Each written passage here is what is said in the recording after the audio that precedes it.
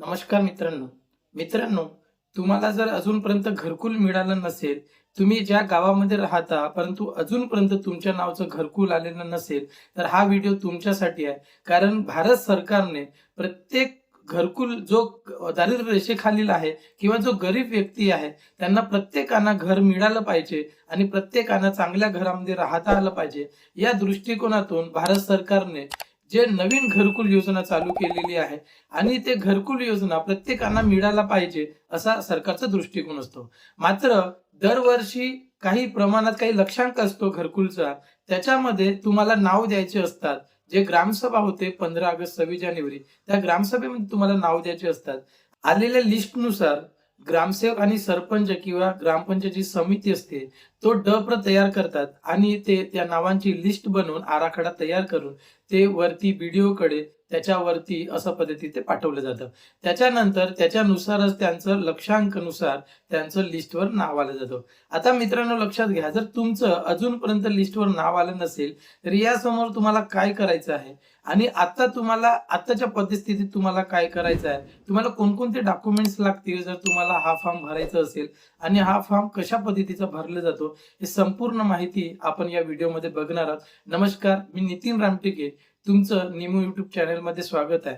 जर पहिल्यांदाच आले असाल तर आमच्या युट्यूब चॅनलला सबस्क्राईब करायला विसरू नका आणि हा व्हिडिओ जर आवडला लाईक करायला विसरू नका.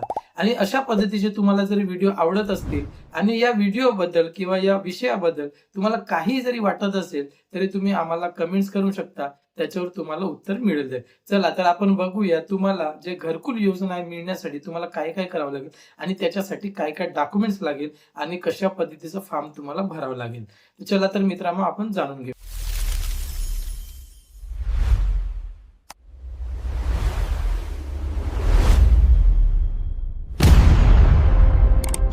मित्रांनो, नवीन घरकुल यादीमध्ये तुमचं नाव येण्यासाठी, नाव नोंदणी करण्यासाठी ज्या गोष्टीची आवश्यकता आहे ते गोष्ट सर्वात पहिले, ज्या लाभार्थीचे घरकुल यादीमध्ये नाव नाही परंतु नवीन घरकुल यादीमध्ये नाव घ्यावयाचे आहे, तरी अशा लाभार्थ्यांनी खालील कागदपत्रे जमा करावे.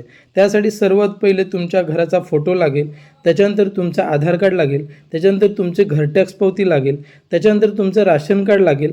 राशन कार्डनंतर तुमचे ज्या जमिनीवर तुम्ही घर बांधणार आहे त्याचं घर टॅक्स पावती आणि नमुनाट लागेल. आणि याच्यासोबतच तुमच्या जॉब कार्डसुद्धा असणं आवश्यक आहे. जॉब कार्डसुद्धा तुम्हाला द्यावं लागेल. आणि याच्यासोबत तुम्हाला पुन्हा इन्कमसुद्धा काढावं लागेल. इन्कम 2.5 लाखाच्या वर असलं तर जमणार नाही, तुम्हाला इन्कम काढावं लागेल. आणि एवढे सगळे डॉक्युमेंट्स तुम्ही काढल्यानंतर तुम्हाला तुमच्या जे ग्रामसेवक आहेत त्यांच्याकडे जमा करावं लागेल.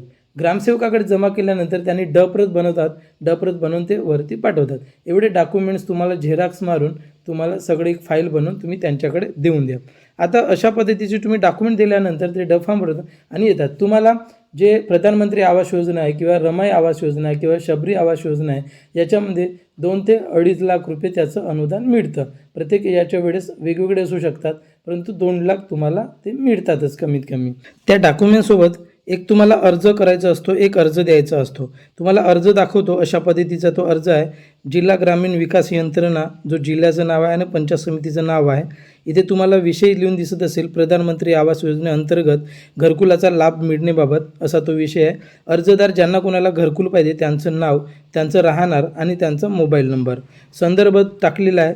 महोदयमध्ये लिहिलं आहे, उपरोक्त विषयांवये अर्ज प्रस्ताव सादर करतो की माझे नाव आवास प्लस 2026 सर्वेक्षणात नाव नोंदविले होते, परंतु प्रणालीद्वारे रिजेक्ट झालेले आहे. तरी मी घरकुल पात्रतेसह निकष पूर्ण करीत असल्याने माझ्या झालेल्या सर्वेक्षणाचे फेर तपासणी करण्यात यावी व मला लाभ मिळवून द्यावा ही विनंती. सोबत जे मी तुम्हाला डॉक्युमेंट सांगितले ते डॉक्युमेंट जोडलेले तिथं अर्जदाराचे नाव, राहणार, तालुका, जिल्हा. त्याच्यानंतर पुन्हा एक अर्ज आहे, त्याच्यामध्ये सुद्धा तेच लिहिलं आहे. याच्यावर सुद्धा सही मारून त्यांना द्यायचं आहे. हे दोन्ही फॉर्म तुम्हाला सही मारून त्यांना द्यायचे आहेत. त्यांनी ठेवतील, त्यांनी डॉक्युमेंट्स घेतील आणि ते वरच्या अधिकाऱ्यांना पाठवतील. अशा पद्धतीचा हा फॉर्म आहे. हा जर फॉर्म पाहिजे असेल तर तुम्ही निमो ऑनलाईन सर्व्हिस असा प्लेस्टोरवर ॲप आहे, पिंक कलरचा ॲप आहे, गुलाबी कलरचा गोल निमो लिहिलेला, त्या ॲपला डाउनलोड करा. तिथे तुम्हाला हा प्रत्येक फॉर्म तुम्हाला मिळेल, कारण तो ॲप खूप महत्त्वाचा आहे आणि खूप चांगला बनवलेला आहे. नवीन नवीन लेटेस्ट PDF, दाखले आणि नवीन नवीन योजना सर्व घरबसल्या तुम्हाला मिळतील. त्याच्यामुळे तो ॲप डाउनलोड करून घ्या आणि हा सुद्धा अर्ज तुम्ही तिथूनच डाउनलोड करून घ्या. जर तुम्हाला मिळाला नाही तर कमेंट्समध्ये मिळाला नाही, अर्ज मिळाला नाही असं लिहा. मी तुम्हाला कमेंट्समध्ये सुद्धा पाठवतो. धन्यवाद.